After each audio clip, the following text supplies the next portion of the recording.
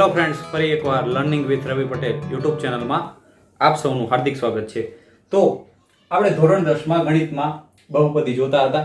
એમાં સ્વાધ્યાય 2.1 અને સ્વાધ્યાય 2.2 સારી રીતે પૂરું કર્યું છે અને સ્વાધ્યાય 2.3માં એક્ઝામ્પલ 4 સુધી પૂરું કર્યું છે. એમાં પણ એક્ઝામ્પલ 3 અને એક્ઝામ્પલ 4 એ બંને ખૂબ જ મોસ્ટ આઈએમપી પ્રશ્ન છે, જે બોર્ડમાં પણ પૂછાઈ ગયેલા છે 3 માર્ક્સમાં. હવે એક્ઝામ્પલ 5 જોવાનું છે. તો એક્ઝામ્પલ 5 શું છે કે નીચેની શરતોને અનુસરે તેવા ઉદાહરણ આપો. ભાગ પ્રવિધિનું સૂત્ર બનાવવાનું છે. તો પહેલી શરત શું છે કે p ઓફ x ની ઘાત અને q ઓફ x ની ઘાત સરખી હોવી જોઈએ, બરાબર હોવી જોઈએ. બરોબર. તો જુઓ, ભાગ પ્રવિધિનું આ રીતનું સૂત્ર બનાવવાનું છે. p ઓફ x બરાબર q of x into g of x into q of x વત્તા r ઓફ x. આવું સૂત્ર બનાવવું જોઈએ. પણ આ સૂત્ર એ આ જે શરત છે એનું પાલન કરતું હોવું જોઈએ. ભાજ્યની ઘાત બરાબર ભાજકની ઘાત ભાગફળની ઘાત. q ઓફ x એ શું છે? ભાગફળની ઘાત. તો ભાજકની ઘાત બરાબર ભાગફળની ઘાત હોવી જોઈએ. એટલે ભાજ્ય, શેષ, ભાજક અને ભાગફળ. હવે સમજો, એક બહુપદી લઉં છું, x વર્ગ વત્તા 3x પ્લસ 2. આ એક બહુપદી છે. જો એ ભાજ્ય તરીકે છે તો હવે એને કોઈ ભાજક વડે ભાગતા હોય અને આપણને ભાગફળ પણ એ જ રીતે x વર્ગ વત્તા કોઈ બહુપદી મળતી હોય, એટલે ભાજ્ય છે એની બહુપદીની ઘાત 2 છે અને ભાગફળની પણ બહુપદીની ઘાત 2 આવી જોઈએ. આપણી શરત છે, બરોબર, સરખી આવી જોઈએ ભાગફળ અને ભાજ્યની બહુપદીની ઘાત. તો જુઓ, જ્યારે પણ ભાગફળ અને ભાજ્ય બંનેની ઘાત સરખી હોય ત્યારે ભાજક હંમેશા શૂન્યતર અચળ સંખ્યા જ હોય. ભાજક શૂન્યતર અચળ સંખ્યા હોય એટલે કે g ઓફ x એ અચળ સંખ્યા હશે, શૂન્ય સિવાયની. તો બસ, હવે સૂત્ર બનાવીએ, ઉદાહરણ બનાવીએ.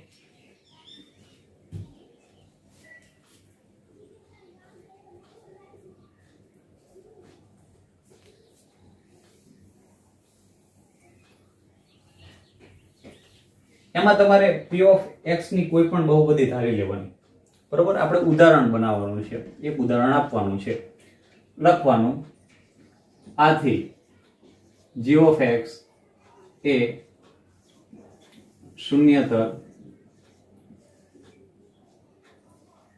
અચળ સંખ્યા હશે. હવે p ઓફ x ધારી લેવાના. આ એક સરસ મજાની ટ્રીક છે જે તમે સમજવાનો પ્રયત્ન કરજો. px બરાબર કોઈ પણ બહુપદી ધારી લો.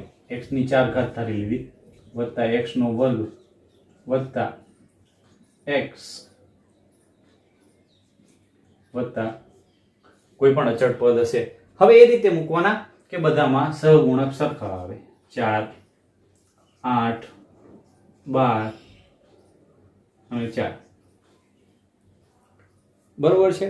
તો 4x ની 4 ઘાત વત્તા 8x નો વર્ગ વત્તા 12x વત્તા 4 આ એક બહુપદી છે. હવે આ શરતનું પાલન કરે એ રીતે આપણે p of x, g of x, q of x, r of x બધું મેળવવાનું છે. તો p ઓફ x તો આપણે ધારી લીધા છે. હવે એના ઉપરથી આ બહુપદીના ઉપરથી જ આપણે g ઓફ x અને q ઓફ x મેળવીએ. તો 4 કોમન કાઢો તો શું વધે? x ની 4 ઘાત વત્તા 2x નો વર્ગ વત્તા 3x વત્તા 1. તો જુઓ, હવે સૂત્ર શું કહે છે? p ઓફ x બરાબર g ઓફ x ગુણ્યા q ઓફ x વત્તા r ઓફ x. આવું સૂત્ર આવવું જોઈએ. પણ આ શરતનું પાલન પણ કરતું હોવું જોઈએ. તો જુઓ, g ઓફ x બરાબર અચળ સંખ્યા આવી જોઈએ. તો 4 ગુણ્યા q ઓફ x બરાબર એવી બહુપદી આવી જોઈએ કે p ઓફ x ની ઘાતને સમાન હોય. તો p ઓફ x ની 4 ઘાત છે તો q ઓફ x આ જે કૌંસમાં બહુપદી છે એની પણ ઘાત 4 છે. તો મળી ગઈ આપણને x ની 4 વત્તા 2x નો વર્ગ વત્તા 3x વત્તા 1. હવે વત્તા r ઓફ x બરાબર. આમાં શેષ નથી તો શું હોય? 0 હોય. તો r ઓફ x કેટલા છે? 0. તો આ એક p ઓફ x, આ g ઓફ x શૂન્યતર અચળ સંખ્યા અને q ઓફ x એ 4 ઘાત વાળી બહુપદી મળી ગઈ. તો બસ આ p ઓફ x ની ઘાત ને q ઓફ x ની ઘાત સરખી આવી ગઈ છે. હવે દાખલા નંબર 2 તરફ આપણે આગળ વધવાનું છે.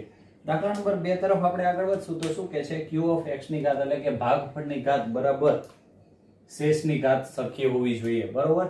તો આપણને ખબર છે કે જે ભાજક હોય g ઓફ x ની ઘાત એ હંમેશા શેષની ઘાત કરતા કેવી હોય? મોટી હોય. શેષ r ઓફ x ની ઘાત કરતા મોટી જ હોય. કેમ? ભાજક હોય, ભાગફળ હોય, ભાજ્ય હોય અને શેષ હોય. તો શેષ કરતા હંમેશા ભાજક મોટું જ હોય. જો શેષ મોટી હોય તો હજુ પણ ભાગ ચાલતો હોય. એટલા માટે ભાજક g ઓફ x ની ઘાત શેષ કરતા મોટી હોય. જો શેષના ઘાત કરતા મોટી હોય તો g ઓફ x ની ઘાત q ઓફ x ની ઘાત કરતા પણ કેવી થાય? મોટી થાય. કેમ કે આ બંને ઘાત સરખી છે એટલા માટે. હવે ઉદાહરણ લઈ લઈએ. ઉદાહરણમાં કંઈ નથી. પહેલા શું લેવાનું? q ઓફ x નું કોઈ પણ એક બહુપદી લઈ લેવાની q ઓફ x માટેની. તો લઈ લઈએ x 5 લઈ લીધી. હવે ખાસ ધ્યાન રાખવાનું કે એક સૂત્ર મૂકી દો. p ઓફ x બરાબર g ઓફ x ગુણ્યા q ઓફ x વત્તા r ઓફ x. હવે આપણે ઉદાહરણ એવું લેવાનું કે આ શરતનું પાલન થવું જોઈએ. તો આ સુરેખ બહુપદી છે તો એક ઘાતવાળી બહુપદી આપણે r ઓફ x તરીકે પણ લેવાની. તો લઈ લો x + 1 લઈ લીધી. હવે આ બંને q ઓફ x ની ઘાત અને r ઓફ x ની ઘાત સરખી આવે તો આ બંને ઘાત કરતા g ઓફ x ની ઘાત વધારે હોવી જોઈએ. સુરેખ બહુપદી છે તો આપણે g ઓફ x ની ઘાત તરીકે શું ધારી લેવાનું? દ્વિઘાત બહુપદી x નો વર્ગ -5 આ રીતે ધારી લીધા. બસ હવે આપણી જોડે g ઓફ x પણ છે, q ઓફ x પણ છે, r ઓફ x પણ છે, બધું જ છે. q ઓફ x બરાબર આપણે સુરેખ બહુપદી ધારી, r ઓફ x બરાબર પણ સુરેખ બહુપદી ધારી. તો આ બંને સુરેખ બહુપદી હોય તો એના કરતા g ઓફ x ની જે બહુપદી હશે એ વધારે ઘાતવાળી જ હોવી જોઈએ. કેમ કે શરત કહે છે. તો હવે p ઓફ x મેળવવા હોય તો આનું વિસ્તરણ આપી દેવાનું. x ના વર્ગનો x સાથે ગુણાકાર x નો ઘન થાય. x ના વર્ગનો +5 સાથે 5x નો વર્ગ થાય. -5 નો x સાથે -5x થાય. -5 નો +5 સાથે -25 થાય. વત્તા x વત્તા 1. x નો ઘન એમના એમ જે ચલ સરખા હોય એના સહગુણકની બાદબાકી અથવા સરવાળો થાય. વત્તા 5x નો વર્ગ એમના એમ. હવે -5x અને +x એટલે કે બાદબાકી થશે. 5 માંથી 1 જાય તો -4x, 25 માંથી 1 જાય તો -24. તો આ જે બહુપદી આવી એ p ઓફ x. બસ આપણે એવું જ ઉદાહરણ એક મેળવવાનું હતું કે આ શરતનું પાલન કરે. જુઓ તો શરતનું પાલન કરે છે. x નો ઘન વત્તા 5x નો વર્ગ -4x -24 બરાબર x નો વર્ગ -5 x + 5 વત્તા x વત્તા 1. આ r ઓફ x, આ q ઓફ x, આ g ઓફ x અને આ p ઓફ x. તો q ઓફ x અને r ઓફ x બંનેની ઘાત કેવી છે? સરખી છે. હવે આ બંનેની ઘાત કરતા g ઓફ x ની ઘાત વધારે હોવી જોઈએ, તો જો 2 છે અને સામે બહુપદી p ઓફ x પણ આપણને મળી ગઈ છે, તો આ એક એનું ઉદાહરણ થઈ ગયું. હવે r ઓફ x ની ઘાત 0. હવે r ઓફ x ની ઘાત 0 હોય એનો મતલબ આથી r ઓફ x એ કોઈ અચળ પદ હશે. શૂન્ય પણ હોઈ શકે અને એના સિવાય 1 2 3 4 5 6 કોઈ પણ હોઈ શકે. તો એના માટે આપણે ઉદાહરણ લેવું હોય તો p ઓફ x, કેમ r ઓફ x ની ઘાત 0 હોય તો r ઓફ x એટલે કે શેષ અચળ પદ હોય. તો જુઓ x ની 0 ઘાત એનો મતલબ કે 1 થાય. હવે નીચે જે બહુપદી મળે r ઓફ x તરીકે એની ઘાત 0 હોવી જોઈએ, તો આ રીતની બહુપદી મળે 5x ની 0 ઘાત, તો 5 ગુણ્યા x ની 0 ઘાત એટલે 1 એટલે 5, તો 5 એ અચળ પદ થશે. બરોબર છે. હવે સમજો એવું ઉદાહરણ લેવાનું છે આપણે, તો p ઓફ x બરાબર એક દ્વિઘાત બહુપદી 4x નો વર્ગ વત્તા 4x વત્તા 2, આ એક દ્વિઘાત બહુપદી લીધી. તો આના અવયવ પાડવા હોય તો આપણે અવયવ પડે એ રીતે આ દ્વિઘાત બહુપદીને બનાવવી પડે. તો 4x ની વર્ગ વત્તા 4x વત્તા જો 4 દુ 8, 8 ના તમે એવા કોઈ પણ બે ભાગ નહીં પાડી શકો કે જેથી વચ્ચેનું પદ છે એનો સહગુણક આવે. તો શું કરવાનું, આ બે છે એના ભાગ પાડી દેવાના, 1 વત્તા 1. હવે જે આટલો ભાગ છે એના અવયવ પાડવાના, તો અને કાઉન્સ કરી દઈએ.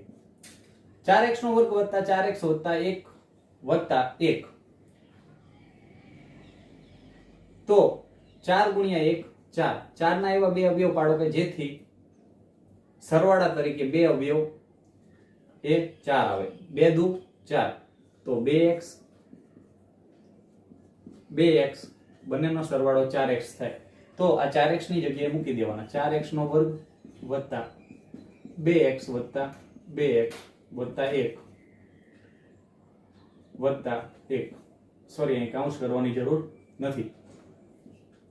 હવે શું કરવાનું, આ બંનેમાંથી કોમન કાઢી લેવાના. 2x કોમન નીકળશે આ બંનેમાંથી, તો અહીંયા શું વધશે, 4x નો વર્ગ છે તો 2x વધશે. અહીંયા 2x કોમન નીકળી ગયા તો 1 વધે. અહીંયા કઈ કોમન નથી નીકળતું તો 1 નીકળે, 2x વત્તા 1 કૌંસમાં. એના સિવાય બહાર 1 તો છે જ. હવે શું કરવાનું, આ બંનેમાંથી આ કૌંસ કોમન કાઢી લેવાનો, 2x પ્લસ 1, તો અહીંયા 2x વધશે, અહીંયા 1 વધે વત્તા 1. હવે જોઈ લો, આ p ઓફ x 4x નો વર્ગ વત્તા 4x વત્તા 2. હવે r ઓફ x એટલે કે જે શેષ છે એની ઘાત 0 હોવી જોઈએ. તો 0 ઘાત વાળી શેષ એટલે કે કોઈ પણ અચળ પદ હોવું જોઈએ.